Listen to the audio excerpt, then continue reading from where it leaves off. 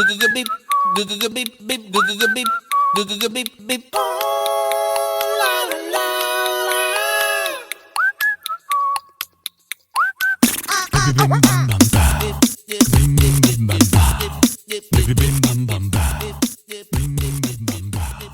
am a reading and writing teacher. Language arts is my thing. Shakespeare is what I geek out on.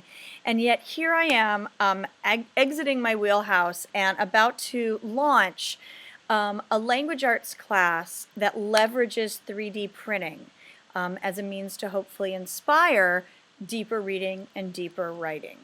I don't care at all about hardware. Zippo interest in hardware. I do not open an Apple box and go, ooh, pretty, sexy, ooh. And yet, I think that there is something to 3D printing, whether it's to predict that this is an industry that's going to take over and we want to give them a future skill. Maybe we just want to work on their flexibility of their language and their vocabulary. Maybe it's just engaging. There is something to be said for how concrete 3D printing is, and especially for a middle schooler that's really being asked to go from the concrete world of elementary thinking to the abstract world of high school level thinking. I think 3D printing has a place to bridge what that brain has to do. This is really, and has been really, about learning something totally new for me. I do not inherently take a computer out of a box and know what to do. I do not necessarily know how to troubleshoot my own printer. I am not proud of myself for that. But here I am going deep down the rabbit hole with these 3D printers, and I've drunk the Kool-Aid. It's really, really interesting stuff.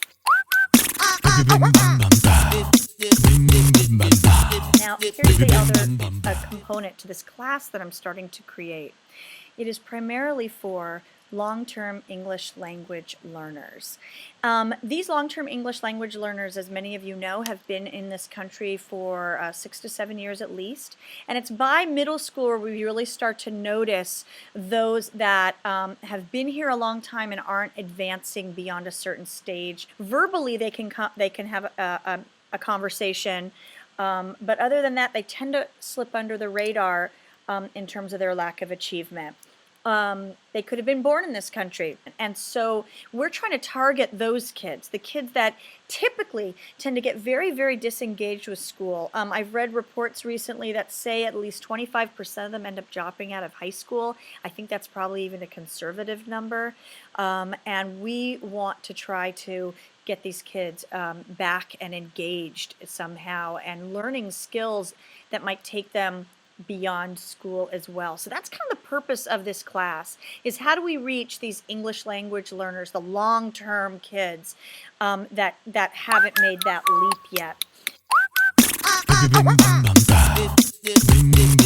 I started reading this book from the Hack Learning series called Make Writing, and I got their permission to use that as the name of the class because I really think it encapsulated a lot of what we were trying to do in leveraging 3D printing and the satisfaction of seeing something that was in your brain up here in your hand. I just think there was something really to that. The book really talks about tinkering as a means to revise and edit, so you're writing and tinkering, and that really blended beautifully with some of the things I really saw 3D printing doing in a language arts classroom. I've written a few posts talking about the research I did on what printers we got for the classroom. I'm redesigning my space in this classroom again.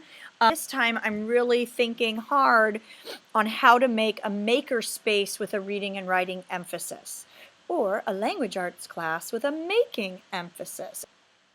We've got a list of these long-term English language learners together. We're going to have a meeting with their parents and guardians as well as themselves, really giving them the option to voluntarily opt into this class, this language arts class. And the reason is because we really want to be able to work with them over the summer. I really don't want the class to be all about the technology, especially troubleshooting the technology, because then you lose momentum and it's really stop, start, and that's no fun.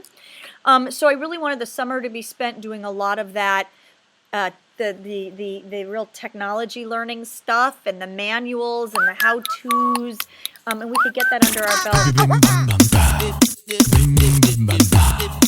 So one of the things I know I'm going to do is I'm going to make something, a bulletin board called an ARG wall. It's not just because I like to say ARG. It's really because I think we need a place to write down about our failures and to really be very public about our failures. I know I'm very public about my failures, hence my blog. So this is the Great Pyramid of Giza. I don't know if you can see that. Notice it's not a pyramid. Failure. This was a platform jack that couldn't jack. It's stuck together and its layers are cruddy and failure. This was an iPhone stand that took 4.5 hours until the last 10 minutes. It was doing great for 4.5 hours, and then in the last 10 minutes it got jammed or something. Failure. So the goal is to create constructed response paragraphs and pin them to this board.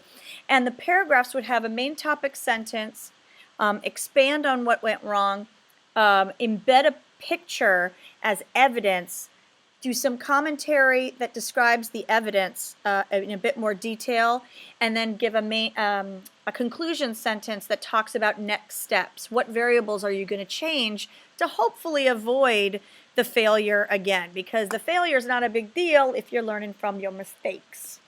So I'm going to create an ARG wall, which will have writing for those kids as well. I'm also in the process of developing my first week's unit of the class, which will be focusing on Rube Goldberg machines that use a 3D printed component, small group work, and writing in sequence, because a lot of times these kids struggle to kind of put that point A, point B, point C thoughts together, and if we can tie them to the concreteness of a Rube Goldberg machine and the sequence of the ball rolls from here to there, and then additionally, secondly, thirdly, we might be able to throw together a collaborative paragraph of some kind that might serve as some kind of a benchmark, so I can get a sense of some of their writing and we can really start working with the tools right away. I have reached out to different discussion groups, in particular the Enable group, with enablingthefuture.org, I think is the website. They have been amazingly embracing and nurturing with my lack of tech skills, and they don't laugh at me, which I really appreciate. And so, as a result, I'm learning things like this. Look what I did. It's so exciting. And here's something that I think people that are technical don't really realize, is that someone like me, I wasn't putting together how to put this together. When I would see something like this online, it didn't occur to me that it was parts of a whole that you printed. So I printed, some of you are like, duh, Heather. I know, just bear with me. You print these things separately in one color, and then you switch out the color, and then you print these things, and then you can clip them in there, and that's how you create a machine. Super cool, and it goes like this. But to me, I wasn't seeing what it took. And I don't know, maybe that's a part of the brain that I developed and someone else was busy developing that STEM part, but darn it, I want to develop both. I'm ready. Bring it on. I hope. Learn with me. Take care. Bye-bye.